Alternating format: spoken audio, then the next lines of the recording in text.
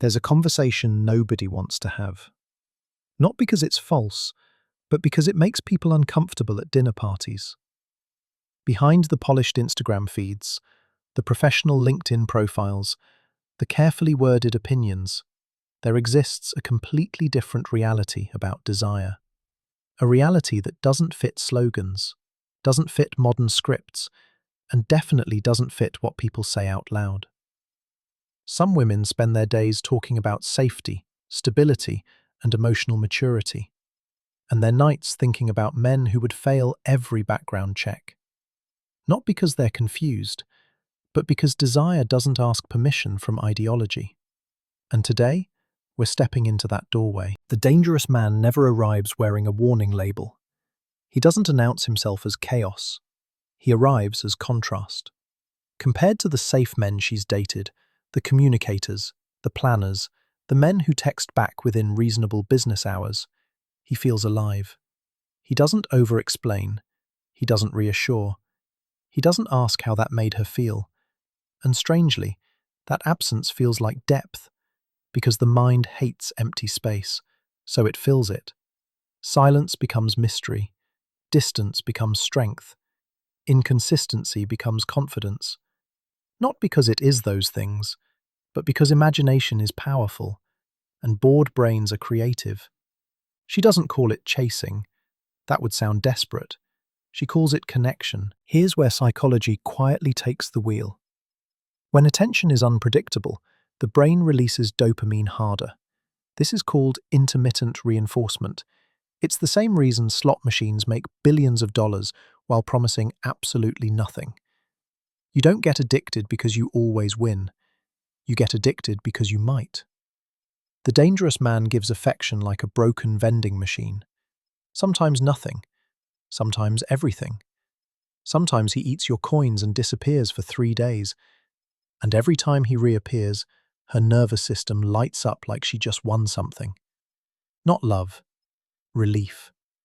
And relief is powerful. Eventually, attraction turns into analysis. She starts watching.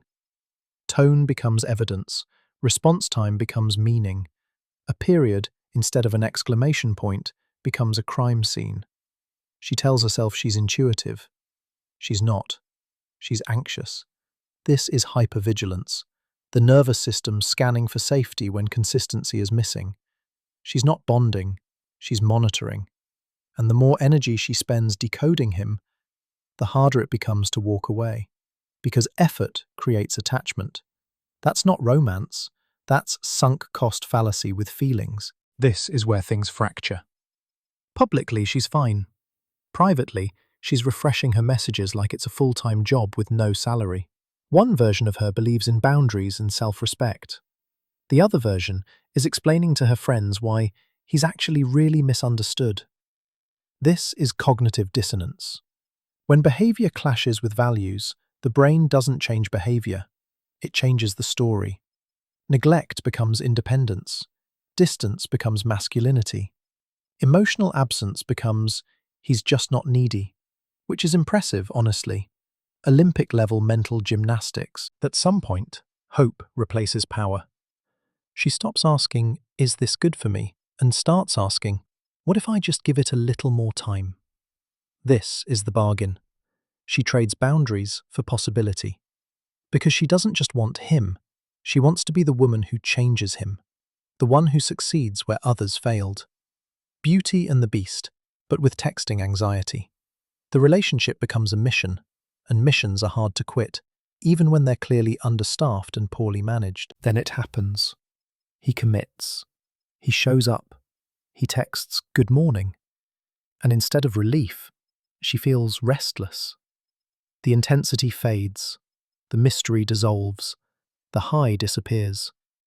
This is hedonic adaptation. The nervous system recalibrates once uncertainty is gone. What once felt electric now feels fine. And fine doesn't hit the same when you're used to emotional parkour. She doesn't miss him. She misses the chase. After intensity ends, there's a crash. Not dramatic heartbreak, just emptiness. Calm feels dull. Stability feels numb. Consistency feels suspicious. Her nervous system was trained on chaos, so peace feels like withdrawal. This is why some people sabotage good relationships. Not because they're broken, but because their bodies are still waiting for the next emotional spike. Here's the truth. The dangerous man was never the goal. He was the mirror. He reflected a hunger for intensity, meaning, and aliveness. The mistake wasn't desire. The mistake was outsourcing intensity to instability. There's a difference between danger and edge. Danger consumes you. Edge challenges you. Edge has boundaries. Danger erases them. The real exit isn't choosing nice out of discipline. It's choosing grounded men with polarity, stability with backbone, calm with depth. Because attraction doesn't require chaos.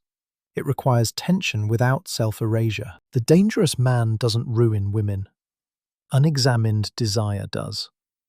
When desire runs unconscious, it runs the relationship. When it's understood, it becomes a choice. And the most powerful kind of attraction is the kind that doesn't cost you yourself.